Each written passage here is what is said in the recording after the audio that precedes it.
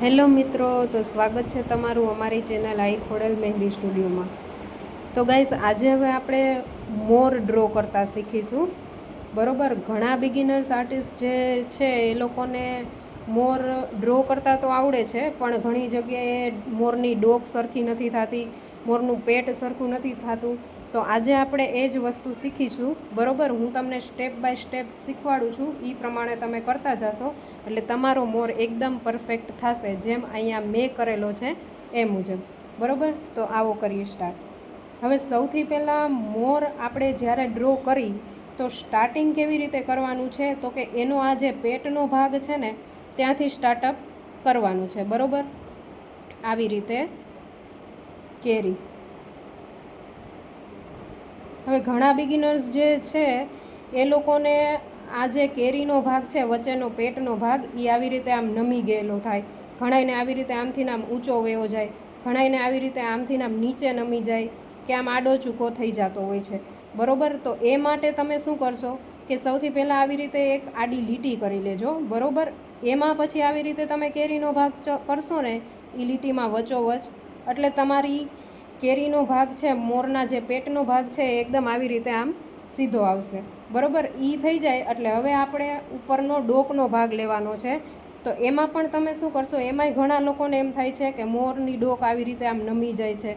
Shape તો એકદમ સરખો લેતા હોય, પણ ઘણી વખત આવી રીતે આમથી આમ નમી જાય, આમથી આમ બહુ ઊંચી વહી જાય કે આ સાઈડ નમી જાય, એવી રીતે થઈ જતી હોય છે. તો એમાં પણ તમે શું કરશો કે આ જે આપણે કેરીનો જે એના પેટનો ભાગ લીધો છે એમાં તમે આવી રીતે ઊભી લીટી કરજો. અહીંયાથી મેં જ્યાંથી કરેલી છે ત્યાંથી. બરોબર, બહુ આગળની સાઈડ પણ નહીં અને બહુ પાછળ કે વચ્ચોવચ્ચે નહીં. બરોબર, હવે જેવડી તમારે કેરીની સાઇઝ છે એ પ્રમાણે તમારે આ ઊભી લીટી રાખવાની રહેશે. બરોબર, એમાં હવે આપણે ડોકનો ભાગ કરવાનો રહેશે. તો એ કેવી રીતે કરશું, તો જુઓ અહીંયા હું જેમ કરું છું એવી રીતે અહીંયાથી આમ જરાક એવો ગોળાકાર લઈ અહીંયાથી આવી રીતે આમથી આમ મીંડું વારી દેવાનું છે. આવી રીતે એ લીટીમાં તમે માપ લઈને કરશો. અહીંયા તમારી લીટી છે અને આવી રીતે બારોબારથી આવી રીતે આ ડોકનો ભાગ લઈને કરશો એટલે તમારા મોરની ડોક એકદમ સીધી થશે, જેવી અહીંયા મારે કરેલી છે એ મુજબ. બરોબર, હવે આટલું થઈ જાય પછી શું કરવાનું છે, તો કે પછી આ જે બારોબારનો એનો જે આ ભાગ છે એ લઈ લેવાનો છે. બરોબર, તો કેવી રીતે કે અહીંયાથી ચાલુ કરીને પછી અહીંયા તમારે ઓલરેડી આ શેપ આવેલો જ છે, એના માપ જ આ તમારે શેપ આવવો જોઈએ. બરોબર, આવી રીતે. હવે એ ક્યાં સુધી લેવાનો છે, તો આ કેરીનો ભાગ જે છે અહીંયા આટલી જગ્યા રહેવી જોઈએ આ મુજબ. અહીંયાથી આ ભાગ થોડોક આમ નીચે નમાવવાનો છે અને આને અહીંયા આમ વળાંક આપવાનો છે આ રીતે. બરોબર, આ રીતે કરશો એટલે તમારો ભાગ એકદમ સરખો આવશે. બરોબર, હવે એ પછી શું, તો કે હવે પીછાનો ભાગ.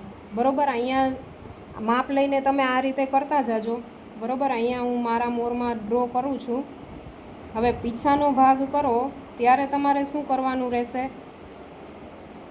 તો એમાં પણ તમે માપ લઈને કરશો એટલે આ તમારો ઉપરનો ભાગ એકદમ સરખો આવશે. તો એમાં જ તમે જે આ પાછલો મોરનો ભાગ કર્યો છે, આ પેટ અને આ બારોબારનો એનો જે ભાગ છે, ત્યાંથી લઈને આવી રીતે ઊભી લીટી એક કરી લેજો.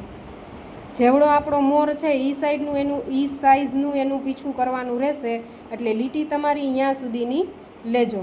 બરોબર, હવે એમાં શું કરવાનું છે, તો કે હવે પીછાનો ભાગ આપણે કરવાનો છે. તો અહીંયાથી આપણે આ લીટી કરી છે એમાં આવી રીતે આમ અર્ધ ગોળાકાર ઉપર લીટી જ્યાં છે એ લીટીને અડાડીને તમારે આવી રીતે અર્ધ ગોળાકાર ભાગ લેવાનો છે. બરોબર, આટલો ભાગ આવી જાય પછી અહીંયાથી આવી રીતે આમ વળાંક લઈને અહીંયા જોઈન્ટ કરી દેવાનું છે. અને પાછળનો ભાગ છે આ લીટી તમે જે માપની લીધી છે અહીંયા વચ્ચોવચ આવવા જોઈએ બે ભાગ. બરોબર, હવે અહીંયાથી લઈને અહીંયા તમારે આમ જોઈન્ટ કરી દેવાનું છે. થઈ ગયું સેમ ટુ સેમ મેં જેવું પીછું કર્યું છે એ ટાઈપનું. બરોબર, લીટી તમે જે માપની કરો બેય સાઈડ સરખી જગ્યા રહેવી જોઈએ એ પ્રમાણે તમે લેશો એટલે તમારું પીછું એકદમ વચ્ચોવચ આવશે. હવે છે મોરના પગ. તો એ સાવ સિમ્પલ છે. ABCDનો આપણે W કરી એ રીતના અહીંયા તમે નીચે ડબલ્યુ કરી નાખો, આમથી ને આમથી ને આમ, એટલે થઈ ગયા મોરના પગ. જેમ બને એમ પતલા રાખવાના છે, જે સાઇઝનો તમારો મોર હોય એ મુજબ. બહુ જાડા પણ ના થઈ જવા જોઈએ અને બહુ પતલા પણ ન થઈ જવા જોઈએ, બરાબર. હવે અહીંયા એની આંખમાં તમે ખાલી ડોટ મૂકી દો તો પણ ચાલે, આવી રીતે આમથી આમ થોડો નહીં એવો શેપ આપી દો તો પણ ચાલે. પછી છે એની ચાંચ. તો ચાંચ તમારે આમથી લઈને આમ વળાંકમાં લેવાની છે. ઘણા લોકોની ચાંચ આમથી ને આમ થઈ જતી હોય, સીધું આમથી ને આમ ત્રિકોણ કરી નાખે, કામ નીચે નમાવે. એ રીતની ચાંચ નથી કરવાની. અહીંયા જેમ મેં વળાંકમાં શેપ લઈને કરી છે એ રીતની ચાંચ કરશો એટલે વધારે ઉઠાવ દેશે. હવે છે ઉપર મોરની કલગી. તો એમાં તમે ખાલી ઊભી લીટી અને માથે ડોટ મૂકી દેવાના છે. તો આવી રીતે પહેલાં વચ્ચેની લીટીથી સ્ટાર્ટ કરજો. વચ્ચેની લીટી લાંબી રાખજો, લીટી થઈ જાય એટલે ઉપર ડોટ, પછી બાજુની લીટી, એમાં પણ આવી રીતે ઉપર ડોટ મૂકીને એકદમ નજીકથી બાજુની લીટી લેજો, બરાબર. પછી એના બાજુની લીટી, બે સાઈડ સાથે લેતા જાજો એટલે બે બાજુ સરખા માપની લીટી આવે. જેવડો તમારો મોર હોય એ ટાઈપની તમે કલગી રાખી શકો. અહીંયા ઝાઝી લીટીઓ કરીને આપણે કલગી કરેલી છે, એમાં તમે ખાલી 3 લીટી કરીને પણ કલગી કરી શકો, 5 લીટી કરીને પણ કરી શકો, જે રીતના તમને અનુકૂળ આવે એ મુજબ, બરાબર. તો આ હતો આજનો આપણો ટોપિક મોર ડ્રો કરવાનો, જે અહીંયા પૂરો થાય છે, બરાબર.